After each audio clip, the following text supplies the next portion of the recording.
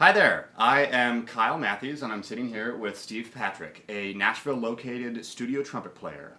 If you don't know Steve, he's played on just about everything. He's done movies, he's done television work, you've done a lot of recordings for video games. That's a kind of a new industry that you're getting called for a lot.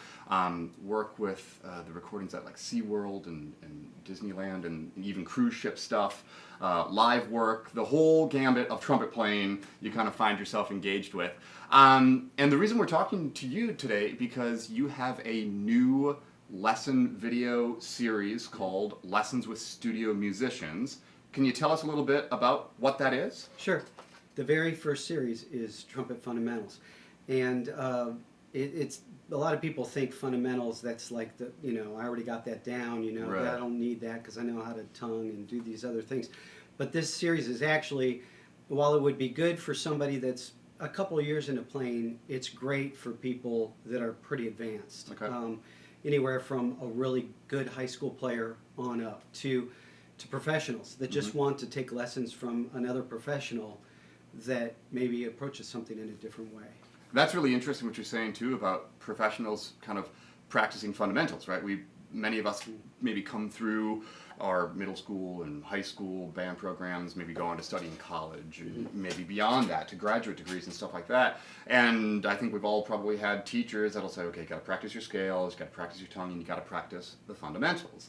And then at some point, maybe if we're trying to get some professional work going on, it'll either be kind of like one of two things, right? We'll either find ourselves with absolutely nothing on the books, in which it's just kind of that opportunity to practice, or we'll find ourselves so incredibly busy and overworked where it's one thing after the next, after the next, after the next. And trying to sort of balance those two worlds of how do I keep my chops feeling healthy when I'm busy? And how do I continue to grow as a player and as a musician when I'm not busy? Are these some of the things that the Fundamental series helps with, or what are your kind of views on that? That's very much what it's set up to do. Is you always want a positive feeling in your chops. So when you're not working, you want to be getting better.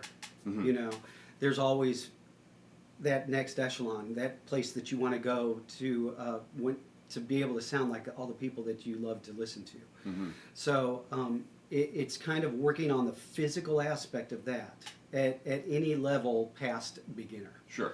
And it's, like I said, it's what I currently do, even day to day now, if I have time. So if I'm already busy, I can turn it on or off as for how long I'm practicing and what I'm doing. But the way I'm approaching my practice time is really systematic. It's a very specific way to keep a positive feeling in your chops. And the videos that are part of this series, it's you doing these videos, and these are exercises or examples or musical things that have come from your daily practice. Is this what these are coming from? Yes, and I fall heavily on Bill Adams' thought process. Right. That teacher that basically said the end result will produce the means to get there, and that sound concept. That said, there are some people that are so far off in where they start that they have a hard time figuring out a way to get there. They have things in their way.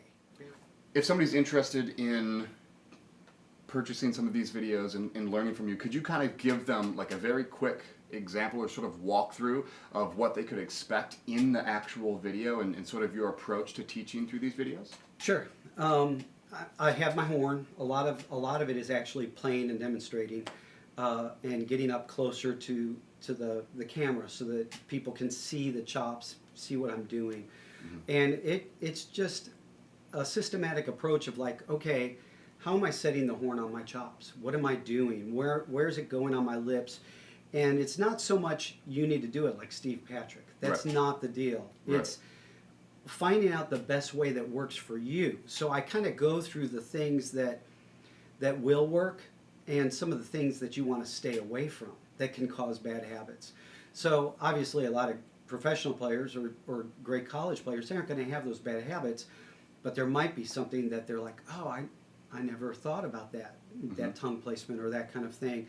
And that might really help them and just unlock a door that makes all of their playing better and more rounded. So the biggest thing is to realize that it's just a very systematic approach to every skill, but that all those skills go together. So the way I practice this affects this skill over here.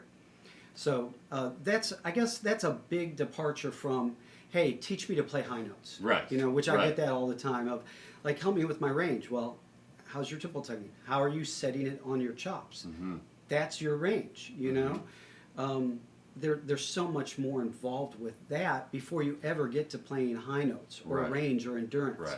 Right. So all of these things are building blocks, just like a foundation of a house. You have to have this set before you go to here. And if you try to do this, but this isn't right underneath it, this isn't going to be good. And so then if you do that, you can have bad habits on top of bad habits, which is a huge problem, because now you're tearing down your whole embouchure and starting over, and that's not good. So this seems like a very unique sort of fundamental series. It's a fundamental series, not specifically designed for maybe very young players, but specifically designed for the working professional, for the people who are playing all the time. It's a fundamental series that's going to continue to push you and continue to grow your playing in new ways, and that's something that I think is pretty valuable to a lot of players, especially kind of in COVID times when you're either playing a lot or playing a little, and you kind of have these opportunities to really grow your playing. If you're interested in checking out some of these lessons, you can go to lessonswithstudiomusicians.com. We'll put that link in the description, as well as a couple other links to Steve Patrick and kind of the playing that he does, and a couple other kind of examples of what you can expect in these lessons. Thanks, we'll see you next time.